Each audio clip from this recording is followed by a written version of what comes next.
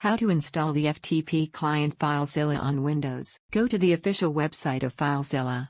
From the download section of the website, download the Filezilla FTP client installer file for your Windows operating system. For instance, if it is Windows 64-bit, go and click on its setup file. Click on the Save File button. Now open the folder containing the downloaded file and double-click on the file to run it.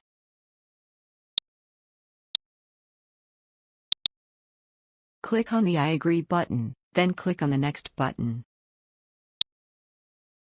Click to check the box for desktop icon of Filezilla and then click on the Next button.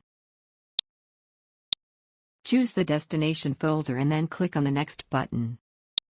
Now click on the Install button. Now click on the Finish button.